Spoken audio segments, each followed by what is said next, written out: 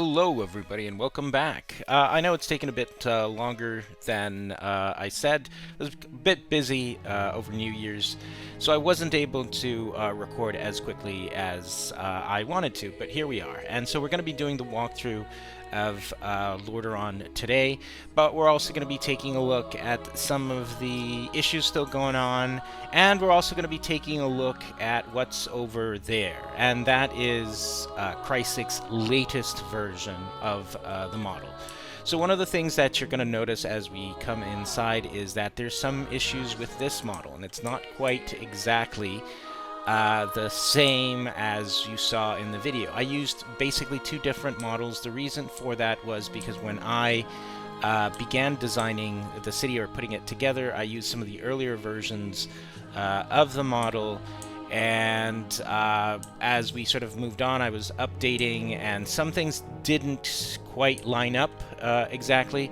So this version here is sort of like a butchered version of the model that I did just for the video's sense of purpose. Now, we're going to go, obviously the interiors aren't quite working, and so we're not going to take a look at the internal parts of it, because I think it's better if we do that in the Crysik model. But I can go ahead and walk you through some of the external areas that I showed you in the previous video, as well as showing you some of the areas which I didn't show you because they're not finished. So this will give you an idea of how progression is going. And obviously NPC placement is just very temporary, so there's a couple of things that need to be figured out. So again, here I showed you this in that, and it's very basic standard model. Here there's something that we didn't quite look at, and this is just a new model building that I had done. It doesn't have an interior yet, so I need to get around to doing that, or might just need a little bit of help for that standalone building, which is also the building that is up ahead as well. Statues-wise, again, these are some of Chrysek's statues, which I made the cleaned up versions of it. We had a conversation. We will be doing some different versions of those statues as well. Here again, same model as was over there, and again, it doesn't have any interiors. Other models, they do have the interiors, like this one here, obviously, and this model is obviously available on the online community as well.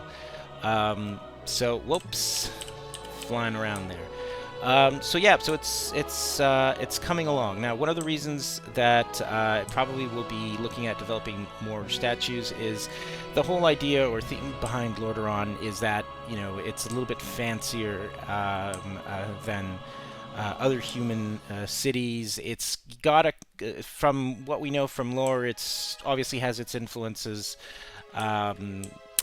Like Dalaran, it does have influences from like human architecture, but as well some sort of like elven references as well, as you can see with like the domes and the tall towers. Right, now this is different here. This is me taking a portion of a structure that Crysekk put into the city, and I essentially just detached it and made it smaller as a standalone. Because I wanted to set my marketplace here. So yeah, there's a little bit more development than we had previously seen in the video, putting in some pots and stuff that I'd like to bring in to Lordaeron.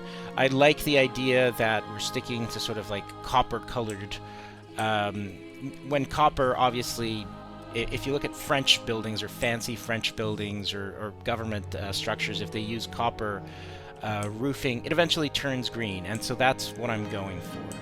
Now the back part here is the main reason why I decided to stick with the older version of the model, and that is because in the latest version of the model that Crysekk did, he put in a new building structure in the back, so it didn't quite line up with my previous Undercity build. And yeah, I decided to stick with this version. There are some problems with this particular version of the barracks here. As you can see, there's some portal issues that I have to deal with, so I'll address that separately as we go on. Here, as you can see, I did not. There's a an issue with the texturing on this model. Again, I need to deal with it, and it's sort of like matching the other type of human architecture. I'm not quite sure yet what I'm going to do with it, but it'll prove to be interesting. Here, again, not finished. This back end through here into the tower, again, not finished as well. So we're gonna see. Now, here is the model, the new model that I was telling you about that Kreisig put in the back. It's only one of the models, and again, I just sort of pulled it out, and this was temporary. I put it in here where the inn would have been in the original Undercity build. It's kind of like a standalone. I'm gonna have to go back, and as I did restore all the textures, one of the textures I didn't bother restoring was the bottom, because in most of the build in the city you very rarely see the bottom part of that texture, but in buildings like these you can actually see it. So I'm just gonna have to go back and clean up this texture and make it look proper. But yeah, that's where that is. So now, as you can see, I showed you most of the other side of the city. This side of the city is not at all finished or prepared. So again, there's just structures matching where my Undercity structures were. I'm using that as a type of guide for what I want to do. So look at this. It's very rough right now, very basic. I mainly focused my work on the other side of the city. And this, though I did sort of like develop this a couple of days ago, I was just making sure to bring it up to standards. And again, based off of the Undercity template that I had. Yeah, so it's coming along. This is, again, another sort of like little market spot. And then the stairs that head back down. Now this area here, what I'm planning is for it to be kind of like the city park or like the city gardens. So I'll have a lot of like woods-related statues. As you can see, there's an elven statue in the back, because as you go into Lordaeron, like you go to Scarlet Monastery, you go to like different places, you'll notice that you'll see not only statues of humans in there, but you'll see, you know, Elven statues or dwarf statues. And Lordaeron being sort of like the fancy place, kind of littered with statues. Yeah, that's kind of like my idea behind that. Now I'm going to go ahead and we're going to go to the other side of the city, just so that I can show you very quickly what's going on here. Now, yeah, so here you've seen this. Now, if we go here, this was the larger version of that statue, of that model, and this is in Kreisig's model as well. This is where originally I had placed the my sort of like church model, and then this area, which you've seen as well, with this sort of like tower placed in to sort of like break up some of the architecture. And here I wanted to put some stuff, because the church was there and I'm not entirely sure with what to do. I wanted to put like some silver hand stuff, some paladin stuff, or maybe some priest stuff.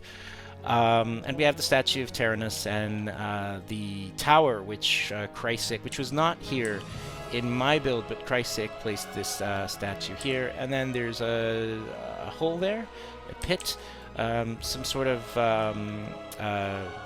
interesting change that Kreisig did to that structure right there. And that's basically where we're at with the city right now. There's a lot of work to be done. Like I said, I've mainly just been working on some of the very basic placement of trees, sidewalks, roads, statues, essentially the main infrastructure. And once that all gets done, then I'll probably start working on making things a little bit more detailed. Like I know, for example, like the market quarter, which I showed you earlier, is pretty much done. So that should be a lot. That should be prime for being designed. Now, before we go into those interiors there, I think we're going to do that in Kreisig's latest model, just so that you get a better sense of some of the things that he's done, as well as looking at some of the interiors. So let's go ahead and teleport there right now.